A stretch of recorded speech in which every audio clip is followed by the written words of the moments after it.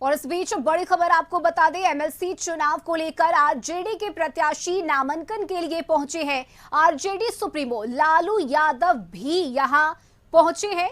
तो बिहार एमएलसी चुनाव के लिए आज नामांकन का आखिरी दिन है और उससे पहले लालू यादव, राबड़ी देवी, तेजस्वी यादव विधान परिषद पहुंचे हैं। बिहार एमएलसी चुनाव के लिए आज राबड़ी देवी नामांकन करेंगी और इस वक्त सहयोगी अमित सिंह हमारे साथ जुड़े हुए हैं। अमित, लालू यादव यहां पहुंचे हैं। आज आरजेडी के प्रत्याशियों की तरफ से एमएलसी चुनाव को लेकर नामांकन किया जाना है। बिल्कुल रश्मि, अभी अभी राबड़ी देवी जो है उम्मीदवार है एमएलसी का, वो पहुंची है। साथ में गाड़ी के स्टीयरिंग सीट के बाद बगल में लालू प्रसाद यादव बैठे थे और पीछे में राबड़ी देवी, तेजस्वी यादव, तेज प्रताप यादव, तो सभी पूरे परिवार के लोग अभी पहुंचे हैं। चूंकि राबड़ी देवी का नामांकन दाखिल करना है एमएलसी उम्मीदवारी के लिए, तो विधानसभा अभी अभी पहुंचे। साथ में निशा भारती भी थी और इससे पहले उर्मिला ठाकुर जो उम्मीदवार है आरजेडी से, वो पहुंची।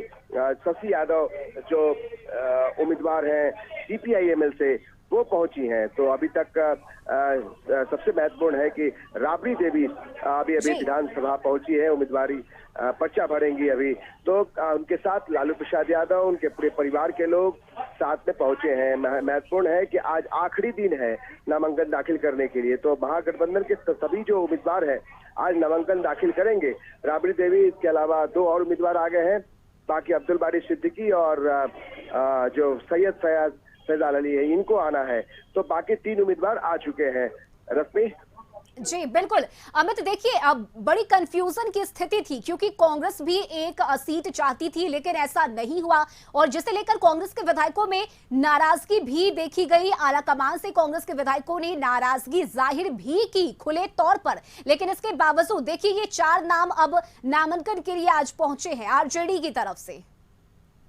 बिल्कुल, कांग्रेस के अंदर काफी नाराजगी है और शायद इसी कारण से अखिलेश सिंह जो है, जो राज्यसभा सांसद हैं और प्रदेश अध्यक्ष है कांग्रेस के, वो लालू प्रसाद यादव से मिलने भी पहुंचे थे और काफी डैमेज कंट्रोल करने की कोशिश भी की जा रही है। बावजूद इसके आरजेडी ने अपने जो मकसद है अपना, वो जाहिर कर दिया है और उन्होंने साफ तौर पे चार उम्मीदवार जो है वो आरजेडी से उतार दिए हैं।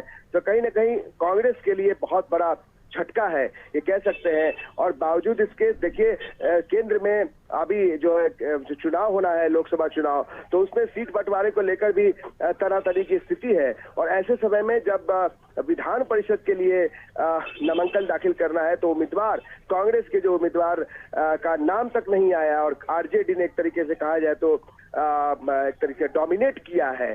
तो सही मायनों में कह सकते हैं कि बड़ा झटका कांग्रेस के लिए है और कांग्रेस के उम्मीदवार पहली बार है कि उम्मीदवारी नहीं हो रही है और प्रेमचंद मिश्रा जो थे उनको कंटिन्यू नहीं किया गया, कोई दूसरा उम्मीदवार नहीं बनाया गया। तो आरजेडी ने एक तरीके से साबित कर दिया है कि बिहार में भले ही केंद्र में कांग्रेस सबसे बड़ी पार्टी हो बीजेपी के बाद आज, लेकिन महागठबंधन में उनका वजूद जो है, जो क्षेत्रीय दलों का वजूद है, वो दिखाने की कोशिश की गई है कि हमारे पास सबसे बड़ा संख्या बल है, आप हमारे सहयोगी हैं। लेकिन आरजेडी के पास वोट बैंक है, आरजेडी के पास संख्या बल है, तो आरजेडी ने दिखाने की कोशिश की है कि सबसे बड़ी पार्टी है महागठबंधन में, तो उनका जो हक है, अधिकार है, वो बड़ा है। तो कांग्रेस के लिए बड़ा झटका है। बिल्कुल अमित, लेकिन ये नाराजगी विधायकों की कांग्रेस की कहीं आगे आने वाले दिनों में इसका आईएनडीआईए गठबंधन पर असर ना हो, ये भी देखना होगा क्योंकि आलाकमान से शिकायत की जा रही है। कांग्रेस के विधायक मीडिया के सामने आकर अपनी बातें भी रख रहे हैं। देखिए वो सब सारी बातें हैं कि कांग्रेस के जो बिहार इकाई है वहाँ काफी गुस्सा है इस बात को लेकर और अखिलेश सिंह पर ठिकरा फोड़ा जा रहा है। जो कांग्रेस के यहाँ के जो लोकल विधायक है बिहार के, वो लगातार इस बात का गुस्सा जाहिर कर रहे हैं कि आप राज्यसभा से आप उम्मीदवार बने, आप राज्यसभा से सांसद हैं और आपको आरजेडी ने सहयोग किया, और लेकिन बिहार में जब विधान परिषद की बात आई तो आप जब बीच में मीडिएट कर रहे थे लेकिन आपकी नहीं सुनी गई। तो कांग्रेस के अंदर भी अंतर विरोध है। लेकिन सबसे महत्वपूर्ण है कि आखिर आला कमान जो है, कांग्रेस आला कमान क्या कुछ फैसला लेता है, क्योंकि कांग्रेस आला कमान से लालू प्रसाद यादव की पुरानी बॉन्डिंग है और कोई भी नहीं चाहता है कि बिहार में अगर 40 सीटें हैं तो अगर कोई भी खटपट होता है कांग्रेस के बीच में बिहार इकाई से, तो उसका असर जो है वो राहुल गांधी नहीं चाहते हैं कि कोई बड़ा असर जो है वो। बिल्कुल अमित, हम आपसे लगातार जुड़ेंगे। बहुत शुक्रिया आपका तमाम जानकारी के लिए।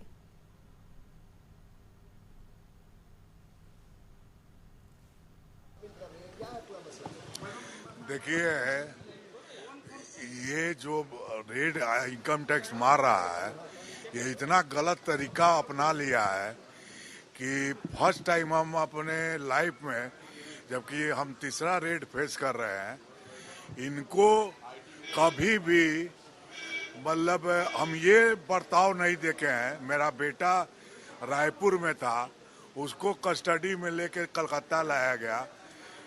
छोटा भाई दिल्ली में था, उसको कस्टडी में लेके कलकत्ता लाया गया। इन लोग का अपना लैप्स है, जबकि हम जानते हैं कि इनकम टैक्स रेड होता है तो ये लोग रेकी करते हैं और सारे फैमिली मेंबर जब एक जगह रहता है तब ये लोग रेड मारते हैं। तो ये तो बहुत गलत तरीका इनकम टैक्स अपनाया है।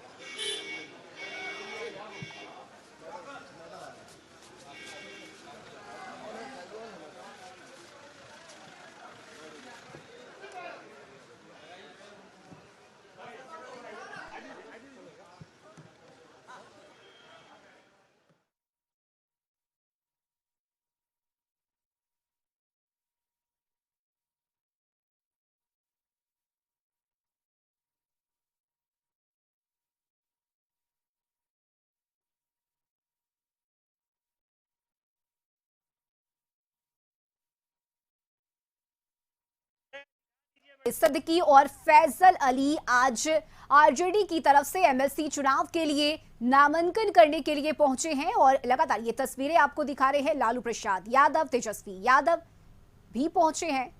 जो माफिया है, चाहे कोई भी हो और गलत आदमी है, उनका मैं भी विरोधी हूं, उसका मैं विरोध करता हूं। लेकिन जो भाषा का प्रयोग देश का गृह मंत्री कर रहे हैं, ये बहुत ही आपत्तिजनक बात है और ये बात बोलना देश के हित में नहीं है। जिस भाषा का प्रयोग कर रहे हैं वो भाषा ठीक नहीं है। बीजेपी 400 पार के पक्ष में लगी हो, मैंने पहले भी कहा था कि सरकार विरोधी पक्ष के लोगों को डराने धमकाने, कभी ईडी का कभी सीबीआई का भय दिखलाकर उनको डराना चाहती है, लेकिन विपक्ष डरने वाली नहीं है और बिहार से ही उनको डर है, बीजेपी और सरकार को, केंद्र को। और ये सारे लोग डरे और सहमे हुए हैं और बिहार बार बार दौरा कर रहे हैं, इसी वजह से वोट दौरा कर रहे हैं।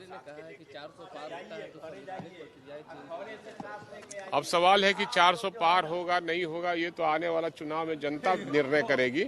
लेकिन हम समझते हैं कि बिहार जब हुंकार भरता है और बिहार जब अंगड़ाई लेता है तो देश में परिवर्तन होता है। बीजेपी हराओ देश बचाओ का नारा लग चुका है, इसलिए ऐसा नहीं है। संविधान कैसे बदल जाएगा? ये धरती खत्म हो जाएगा, संविधान हम लोग बदलने देंगे? आज महागठबंधन के उम्मीदवार नामांकन करने पहुंचे। जी हाँ, मैं सबको शुभकामना देना चाहता हूँ। हमारे नेता आदरणीय लालू प्रसाद यादव जी, तेजस्वी प्रसाद यादव ने बहुत अच्छा काम किया है इस बार। उन्होंने जिस तरह से